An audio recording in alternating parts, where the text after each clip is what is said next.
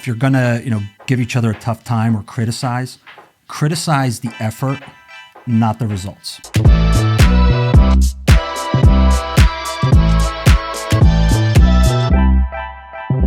Benny, what episode is this? 48. Episode 48 of the Real Talk Podcast. It's your host, Joey. And Thomas. And if you like what you're hearing, please like, subscribe, and comment down below. TP, what's going on? No, I like the new mics. I like just adjusting them. On the fly? Yeah. Yeah. There we go. Thank God we got the new mics. I like that. Issues. Let me know when you're ready. We're good. We're ready to rock? Yeah, I like it. So what's going on for today? Like just in like my life? Yeah, your life. What's going on? Tell the people. I think I'm going to go to my parents tonight, have dinner. I'm finishing my brother's wedding. Ooh, and there's some clips of TP's brother's wedding. We killed it on that one. Yeah, my brother, they saw like I made them a trailer. They saw like all their full length stuff. Mm-hmm. So the last thing they have to see is the highlight video, the main thing, the meat and potatoes. Yeah, the majority of what they're paying for, or not paying for since it's my brother. But yeah, they thanked all you guys for all your hard work. 100%, we killed it. That was a great wedding. It was a good wedding. Honestly, still to this day, that wedding blew.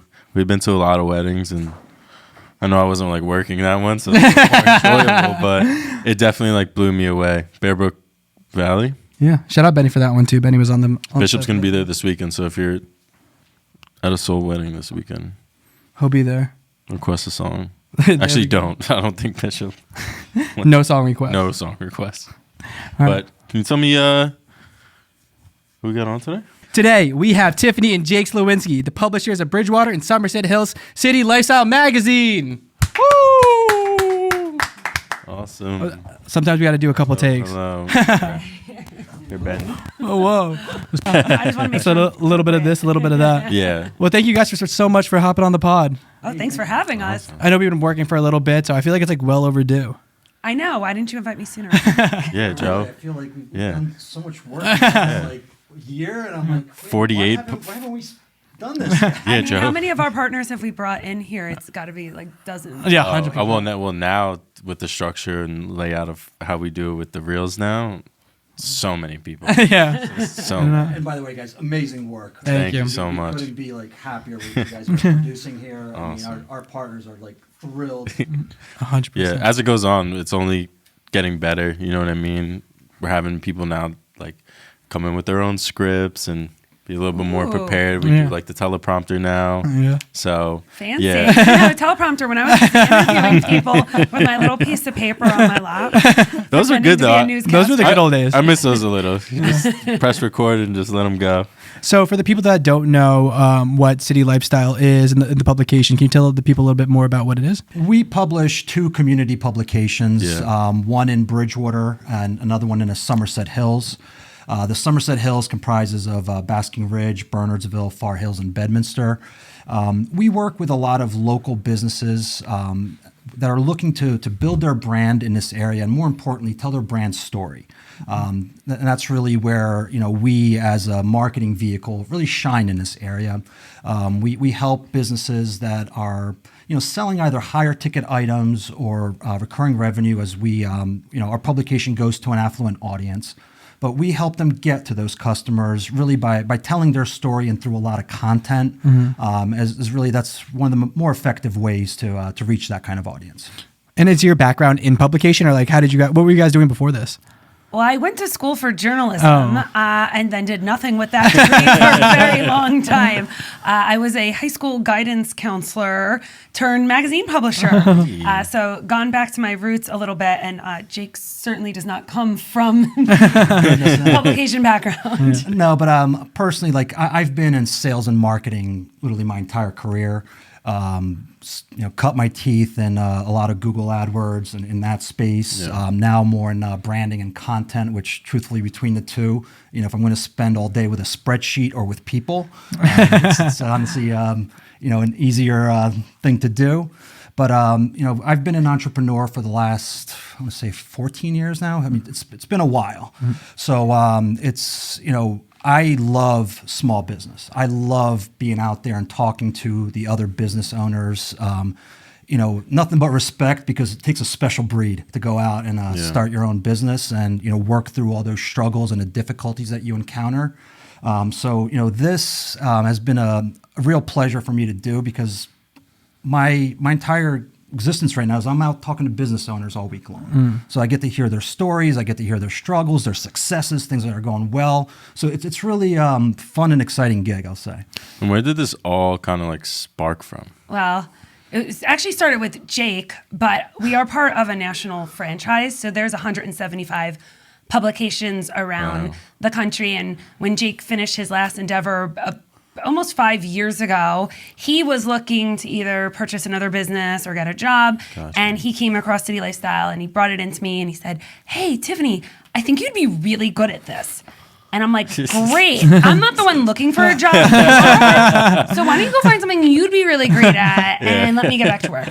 But it did catch my interest. Yeah. And we sat down and started talking with City Lifestyle. We were super intrigued. At the time, there was only one other City Lifestyle magazine in New Jersey. We were number 2. Now there's like 11 of them. Wow.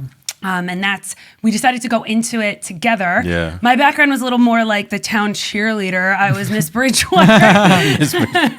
So that's how we started with Bridgewater, was because that's where we lived. We knew everybody. We had our family roots there, and it was appealing to us to be able to tell the stories of the community to our community, where the magazine arrives in the mail at our own house.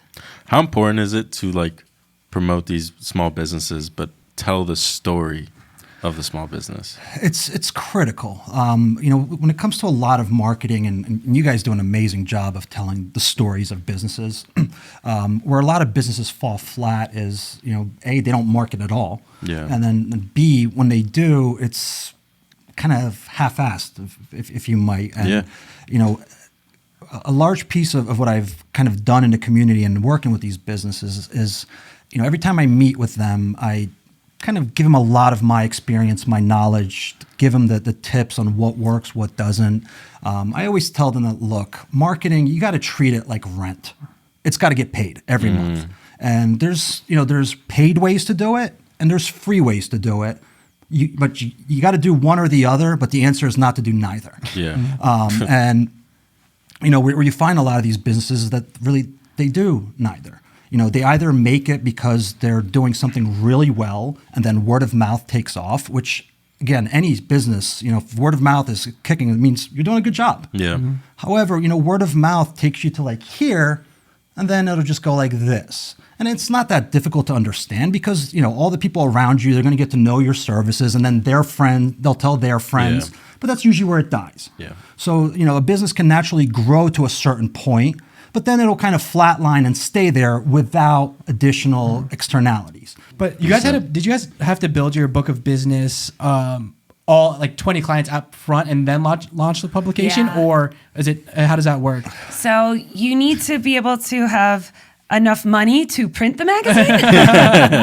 And our partners help us do that. So there is a minimum threshold dollar-wise we needed to hit in order to launch the publication. So we had to be able to pay for the printing, the shipping, the writers, and all of that. Once we hit certain numbers, we were able to, we called it literally launch it. And then from there we grew. So as we sign on more partners, the length of the magazine expands as it takes up more pages. But the early days, it was a lot of grinding. The franchise model calls for this to be done in like a 3 to 6 month period.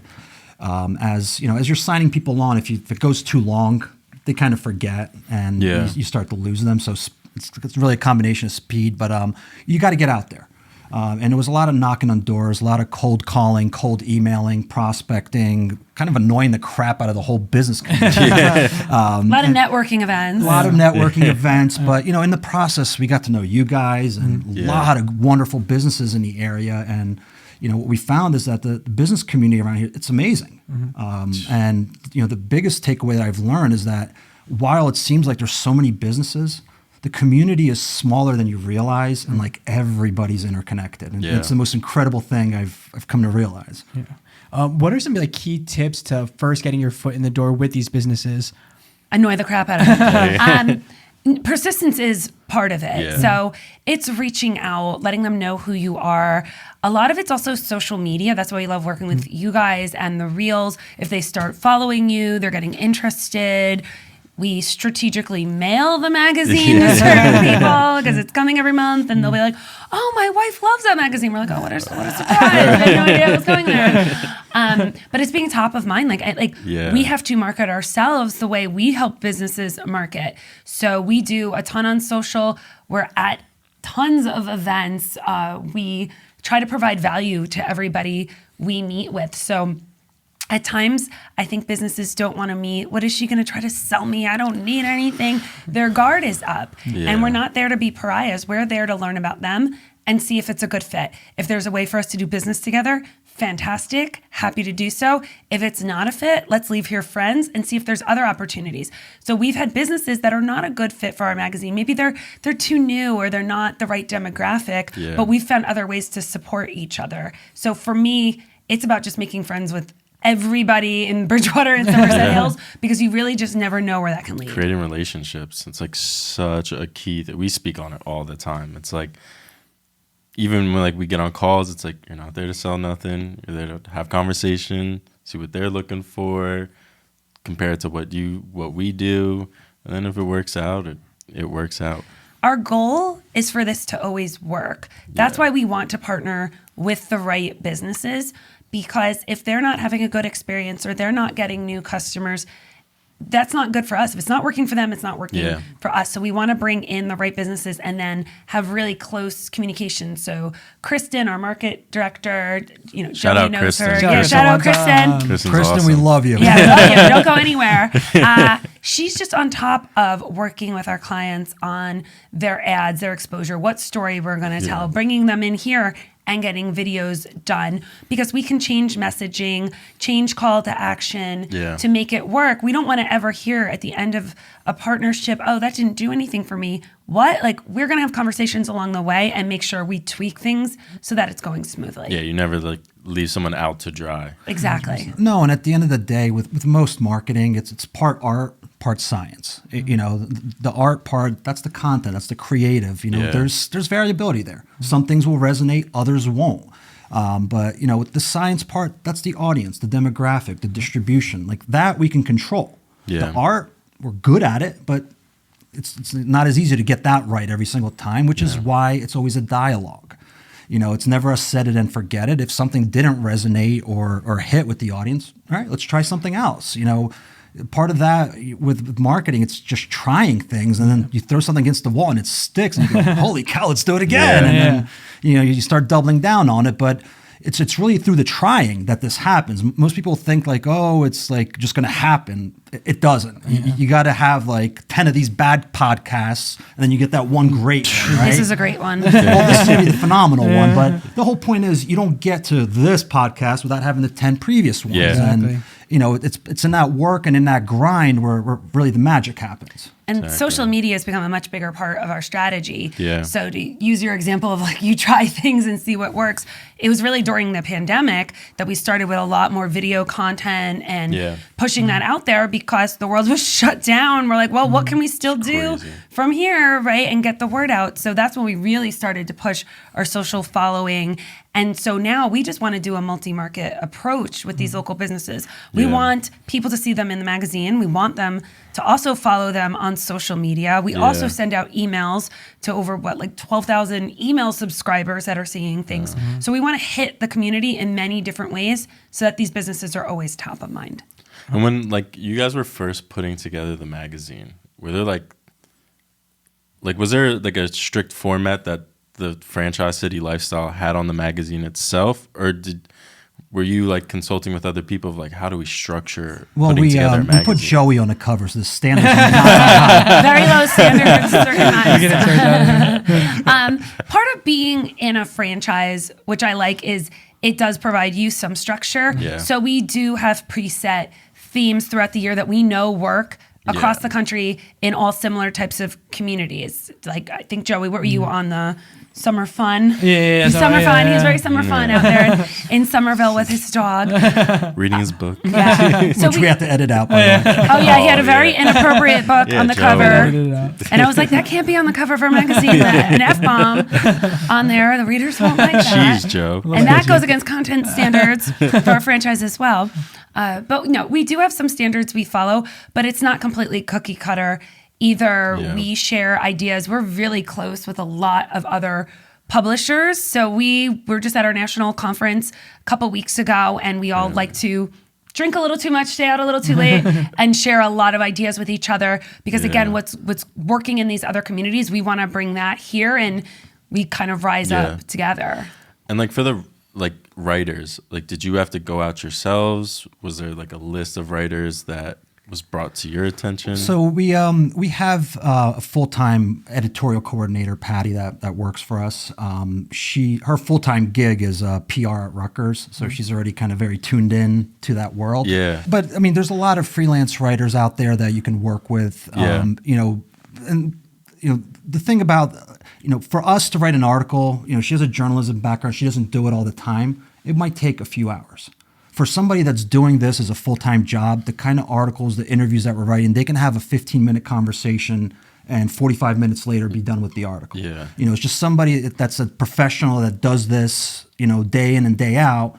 We're not we're putting together articles that are typically lifestyle, covering somebody's background. They're not doing heavy digging. So it hasn't been too difficult for us to work with writers. And truth is, there's a ton of really talented freelance writers out there, and if you just put a feeler out there, you'll find them. In the early days, I was our head writer and our editor. So I wrote a lot of articles for the magazine, and I learned need some help there. But yeah, it's not that hard to find people.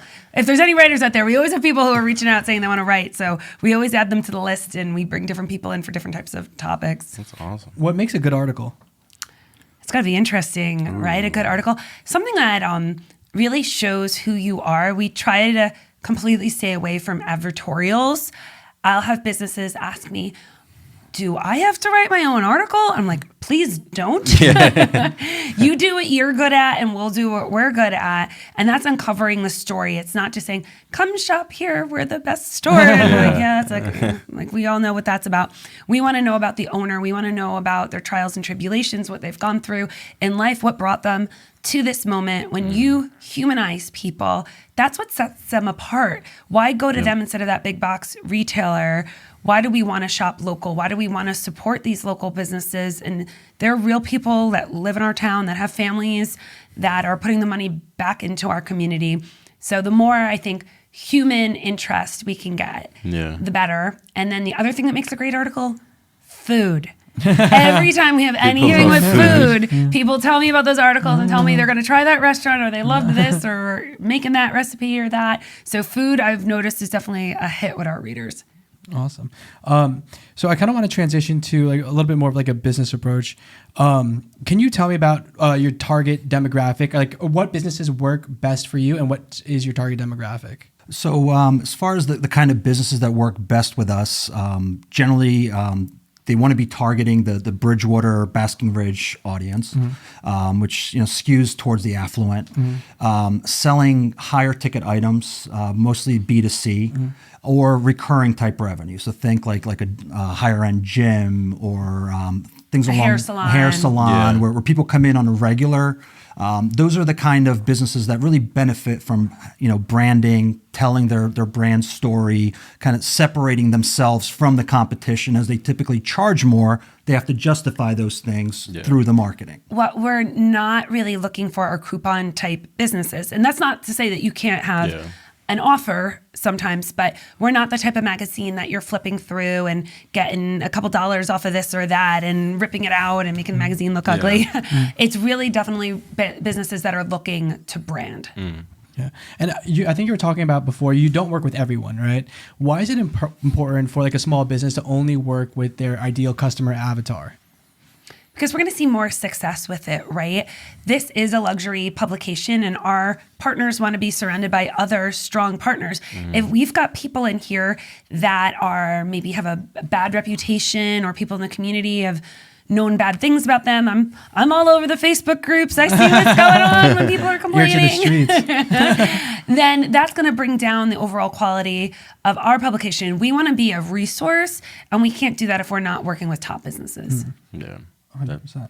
Yeah, I feel like that's like important for like any business. It's like I said, like when we get on calls, it's like we're fielding questions to make sure that like it lines up with what we Our do, core values. You know what I mean? Yeah. And like sometimes it could be a really cool video we might be able to shoot with them, but it just doesn't line up with like our values or like who we are as a company. So I want to get a little bit more personal now. What's it like working as like a husband and wife combo? Well, you know, we get this asked all the time. And, I'll field it, and she'll probably give you the real truth. He's like, it's perfect. Oh, it's wonderful. I have to go home after this. It's not without its challenges. It definitely, you know, in the beginning, definitely a bit of, but as you work together and you get to know each other's work styles and, you know, how you function within a business setting, what you're good at, what you're not good at, you start to learn to play to each other's strengths. You know, in the beginning, when we were starting this business, you know, Tiffany is much more social than I am. You know, I am more introverted. My preference is to be left alone. You know, but she did a phenomenal job going to networking events, meeting people. But like at sales meetings, you know, I know business, I know marketing, so I was able to shine there. Yeah. But you know, she was great at getting the appointments, and then we were kind of working in tandem. And as it went, we just learned to play to each other's strengths, and then just learn to like let the little stuff, you know, not become big stuff. Yeah. I think because we did this together, we learned really quickly too, because we had somebody else to bounce it off of. Yeah. So it was almost like we were constantly training each other. We'd be in a meeting and we'd walk out and I'd say, that was not what we learned this week. That's not what we're supposed to be saying in there. Like, so you could see it in real time happening. I think we also learned over time to really define our lanes. So in the beginning, there was maybe more stepping on each other's toes or spending time on things that we weren't effective at. Yeah. Now we definitely have our own lanes, and there's parts of the business I don't know literally anything about. I had somebody ask me the other day, how do I upload an ad? And I'm like, I never did that. I don't know. Like, I've never had to, but I've done 100 other things, right? So we kind of stay out of each other's way. And we're also not, I would say, competitive with each other. So even when it comes to going in meetings and seeing if we can, you know, secure a new partner, we're very good at saying, your turn, you're going to, I think, identify with this person. They're going to want to hear more from you, or nope, not you. They're not going to like you. Maybe I need to go in there this time. And there's not, I don't think, an animosity between us. We just can both look at the situation and decide who's best suited for that. And when it comes to to business and a partnership, and anybody crazy enough to go into business with their spouse, the biggest thing I always recommend is, if you're gonna give each other a tough time or criticize the effort, not the results. Anytime you go out for a sales meeting or anything, you don't really have a control what's going to happen, right? Yeah. But what you do have control is about putting your best foot forward, presenting it in the best way possible. So as long as you've done that, hey, let the chips fall where they may. I think where a lot of people, go wrong is, like, after the fact, you didn't get the deal. Then, because you did that and you did that. And the second you do that, it all just falls apart. Yeah. You always got to be pushing ahead, pushing forward. And, if bad stuff happens, just brush it off your shoulder, onto the next one. Do you guys ever shut it off, like at night, or is it just 24/7? Literally never. It's almost disgusting. We basically talk about our business and our children, or what they're doing that's annoying us at the moment, and that is probably 90% of our conversations. It becomes like second nature. It's just you're passionate about it. It's like your child. The business, having a business is like having a child. Really, probably worse. But it's what we have in common. So I remember years ago when the kids were little, I was home for extended periods of time when I would have a new baby, and I remember one time we're sitting at dinner and he's just jabbering on about something from work. And I looked at him and I'm like, can you just stop talking about work? And he was like, whoa. And I was like, I can't relate at all. I literally can't relate at all. I'm home with a baby doing nothing. I'm so bored. But then I wanted to talk about like whatever the baby was doing that day and didn't sleep or this or that. And we just didn't have a ton in common. And now all we do is talk about work because we're in the same thing. I think it's really made us closer than anything else. When he first came to you, like, and you left the job that you were at, what was that feeling of like that last day at work? And I didn't really leave my other job right away. So I was still doing that on the side for a little while. So no, it wasn't really so much that moment, like of freedom. Yeah. But we knew we had, kind of a set amount of time to get this going and off the ground, and we couldn't screw around. And we had, plan B in mind if this didn't work and all that. But I don't think I ever really doubted it. He might have doubted it more than me. I was just like, this is what we're doing, and we've got to get this done in 60 days, and that's that. Side note, when were you a guidance counselor at Bridgewater? So I was not a guidance counselor in Bridgewater. I was a guidance counselor out at North Hunterdon High School. I had a job in between that and the magazine. So really, if I want to talk about when I felt like I left work, it was when I retired from guidance counseling at the ripe old age of 35 years old. And with that, I just knew I was really meant to do something else. I loved kids. I loved guiding and helping, but I didn't really love administrations and unions and rules so much. And I really do love being in business for myself. so on the content side of things, are all city lifestyle magazines doing content as well, or was this like an idea that you guys had of like this could really drastically change things? They all do content. Okay. So we even have like strict rules. We are 50% content to 50% advertising, and we cannot even cross over by an extra half a page. And that's to keep this from just becoming an ads book. This is a coffee table piece. It has to be something people are going to read, because if there's no stories in here, nobody wants to look at a book of ads. And with the content, it kind of became an evolution. As they were building out these franchises in the early days, they were doing a lot of community stories, and as they're working with these partners, they realize that these partners want their stories told. Yeah. So it kind of evolved into that where, even like now, when we sell marketing plans to businesses, it does include a feature editorial that we put in as part of it, because a lot of the allure is having your story told and letting the community know about you, your business, how it came to be. It creates a completely different connection for those businesses. Do you remember the first video that you guys put out? No, which one was it? Wasn't your brother doing? Yeah, doing it he at was first? doing videos during COVID. What was was the man, first I piece don't of even know. content? Which was my first one? I don't know. Well, we were doing like Facebook Live interviews. I was- So those were the Facebook Live interviews was like the first. Yeah, I was doing them like literally from my office for a period of time when I couldn't even. I was just see holding up my people. cell phone. The production value was top Oh, notch. I did one time. I had my cell phone like resting on a book, and I could. Yeah, it was not the best, but it was a great interview. But we had no production. You know what I mean? It was in the middle of COVID, and Tiffany went to school for journalism.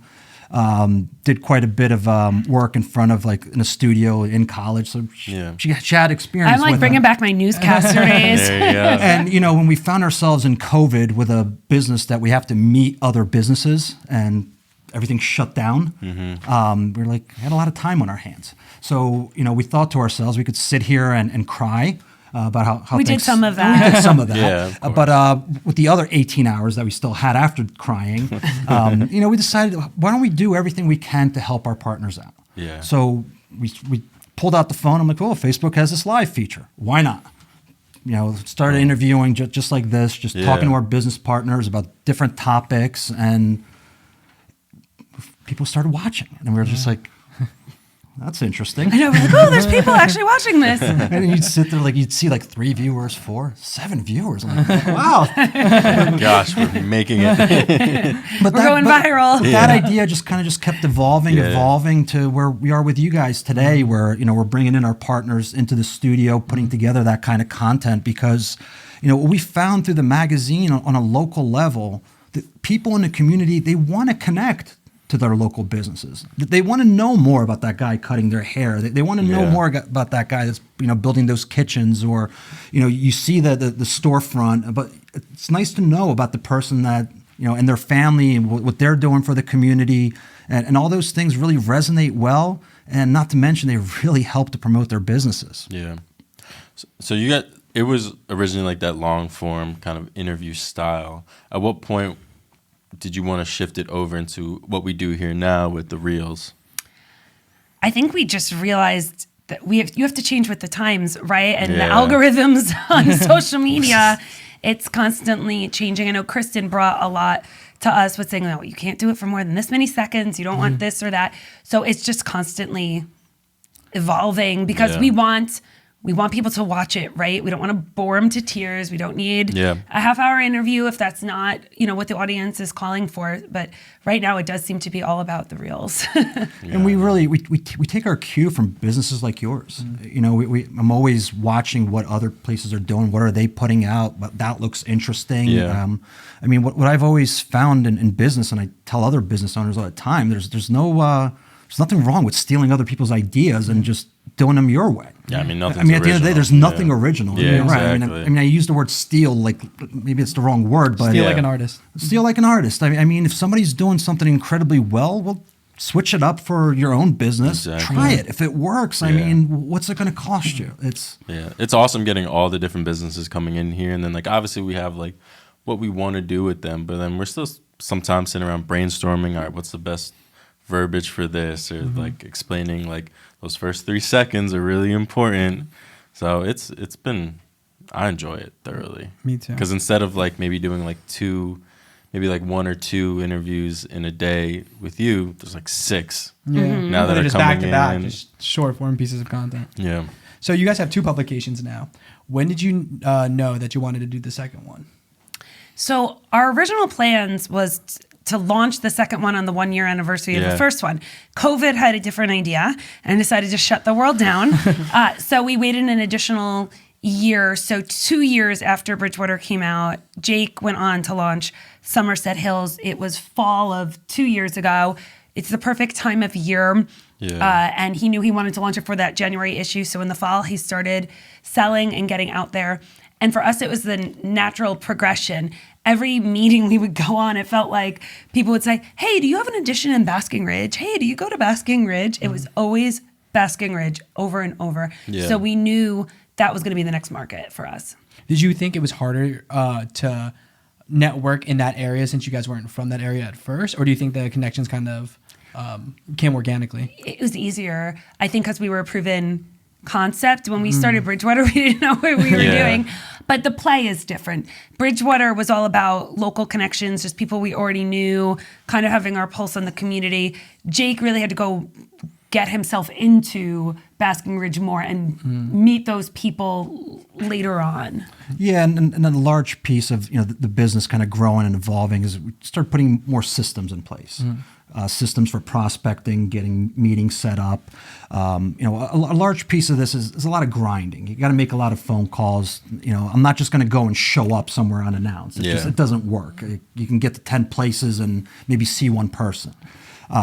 So we call business owners ahead of time, explain who we are. We'd love a little bit of their time. And, by the time we were launching Somerset Hills, we had about almost a little over 2 years of experience of doing that under our belt. So it's like somebody going from, working out, doing this for 2 years and all right, go over here. You're already in shape, right? Yeah. So it's not going to be that difficult of a transition. Also, the proof of concept was there, and we had a lot of happy partners from Bridgewater that followed us to Somerset Hills as well. So what's next for you guys then? So we like to keep it interesting around here. So I've actually recently launched another business. So Jake is doing more of the magazine day to day than I am right now with his team. And so I've launched Team Spark Advisors, and I'm a licensee of the Culture Index. And I actually started off as a client of the Culture Index. And that is a personality survey that helps businesses use data and analytics to hire, retain, and empower top performers. So it's putting the right people in the right seats, and we're using data and analytics instead of just that gut. I think I like them. They interviewed well. They got a great resume. Yeah. And I utilized this at City Lifestyle. I worked with 175 publications, helped implement this there, finding the right salespeople, the right account managers, assistants, editors. And I just saw that it was such a game changer for these small businesses to have the right people working with them that I was like, I've got to do this myself. So now here I am doing this full time and embarking on a new adventure. That's awesome. So what kind of like insights does the platform give you to make those like decisions? So it's crazy. It's kind of like reading like your tarot cards, but it measures different traits, everything from autonomy to social ability to are you a compliant person or not? What's your speed like?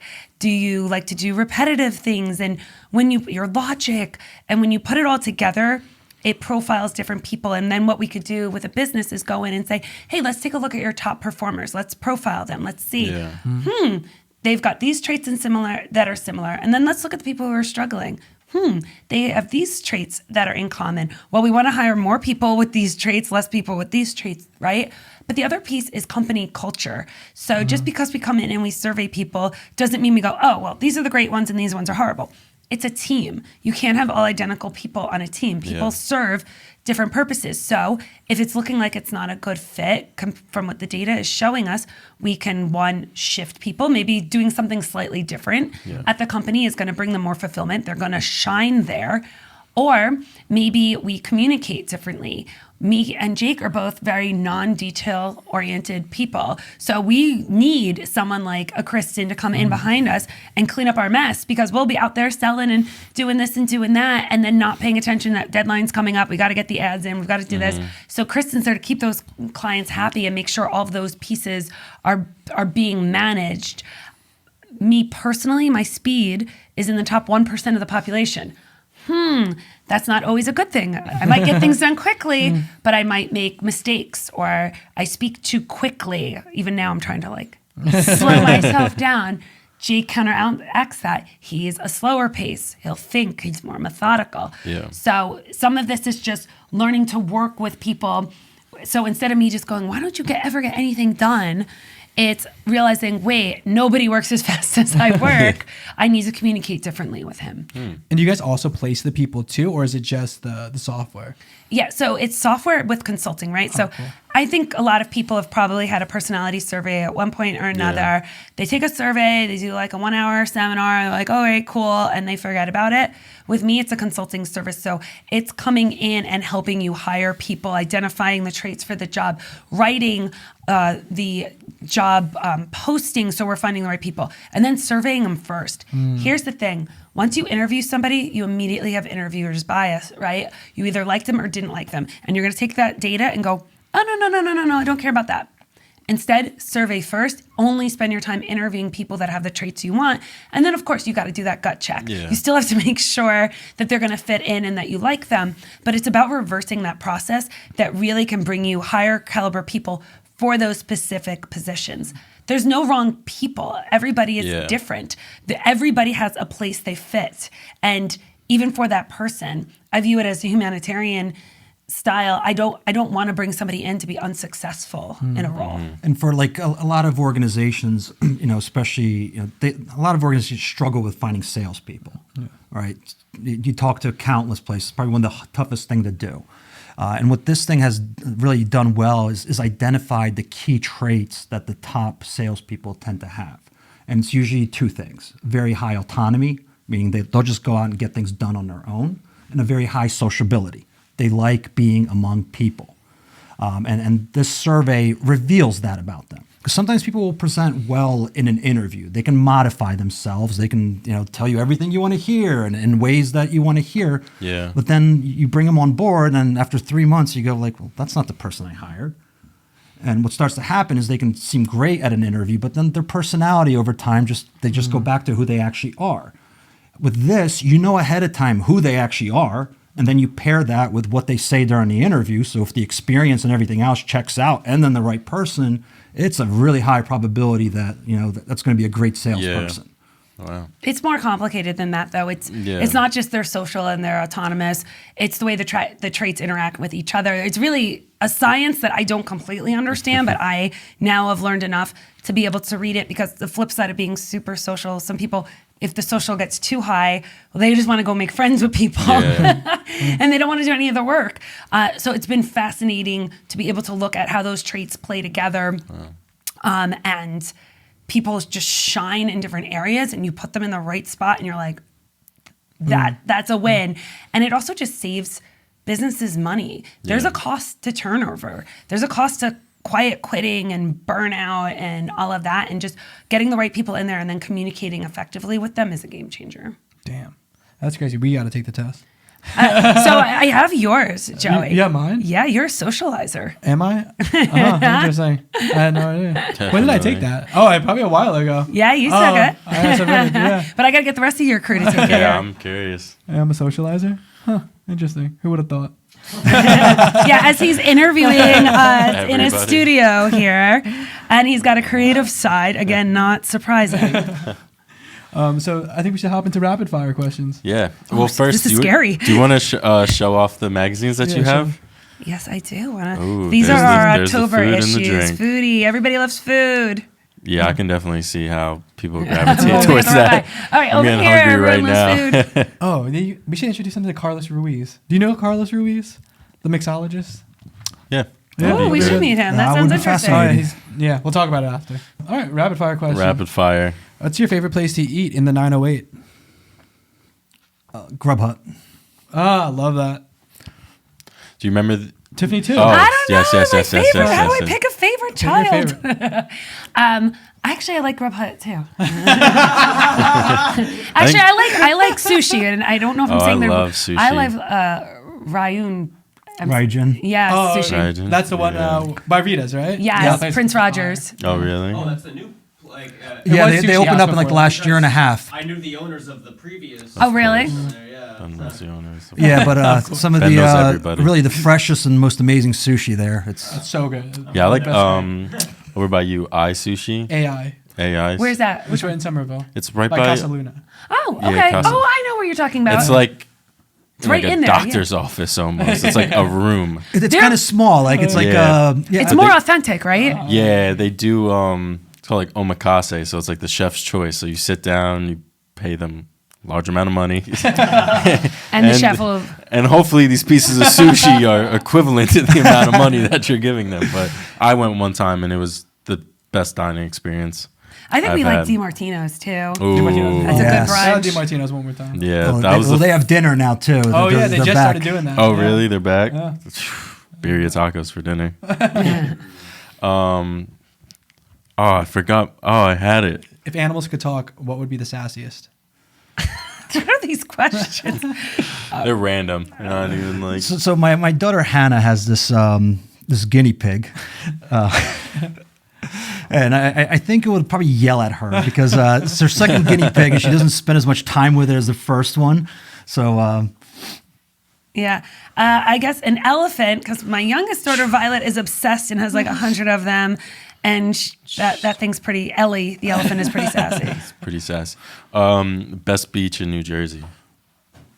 We like to go to Asbury Park, Asbury Park. but I don't know if it makes it the best. But I that's wouldn't say the best, but I mean we go there I quite. feel like a bit. Asbury Park's good because you can walk around too. There's a lot of shops there. it's convenient. Yes, very. And after the beach, I mean, there's great restaurants as well. So The taco place. oh, Yeah, yeah. logo. Fire. Ben? Oh yeah. A skill you would love to have that you don't. I'm good at everything. I wish I had some athletic ability. I am horrible at all sports. I wish I could play more musical instruments. There we go. That's me too. What's one piece of advice you'd give your younger self? Chill out. It will come. Just chill out. Don't be so stressed. Learn to enjoy the work and the grind. Piece of advice you would give your older self. Keep working out, Tiffany. You want to stay strong and healthy and live till 110. Same things. Stay healthy. Honestly, Yeah. like COVID kind of put me on a real big health kick. Haven't looked back since. But yeah, keep that up. And what's one dream partner that you would want to work with in the area? You know what? We briefly worked with Bellari Home Remodeling. They're very heavy on the branding, and they do a phenomenal job. Really, they're like a prototypical fit for our publication. So would love to reconnect and work with them again. All right, tag Bellari in this one, man. You. Anymore? So, do you guys have like any standout story that you was published in either of the magazines? Your favorite story? One of my favorites actually was a few years back with DiMartino, of all places. We put one of his Cuban sandwiches right on the cover. It's, he's second generation. His father had a restaurant right in Somerville beforehand. He now opened up DiMartino. He's kind of transitioned to a brunch, which was a phenomenal move on his part. Kind of, filled a market niche that didn't exist around here. Now he's adding the dinner back, but I loved his story because of the whole, just part of the community, here for a long time, second generation, doing what his family did well and doing it amazingly well. I mean, to this day, you go to that restaurant, I mean, the food is just incredible. Yeah. Best. I think it's the best in Somerville. My favorite. It's up there. What was that organization Jess Walker worked with? Oh, Diva for a Day. Diva for a Day. That was a really good article and really showcased Jessica Walker. She owns J. Walker Salon. Yeah, she was in here. Yeah, she owns actually several salons now in that area, and just the good work she's doing with that community, and it's women who are fighting through cancer, and that they just get to be a diva for a day, and how that can really be so uplifting for them. That sounds awesome. And where can people find out more about you guys? So you definitely want to visit our the website at citylifestyle/Bridgewater. All the magazines and the articles are on there. Definitely check out our Instagram at Bridgewater and Somerset Hills. That's where you can find us. And if you want to leave us off on a quote to this camera.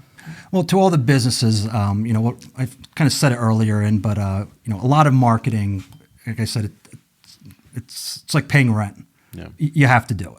And there's ways to do it for free. There's ways to do it paid, but the answer is not to do neither.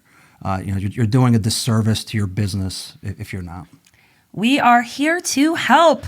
We love small businesses. We love local businesses. This has become literally our life and everything we do. And we're just so excited to keep growing. Jake and Tiffany Slowinski, everybody. Oh.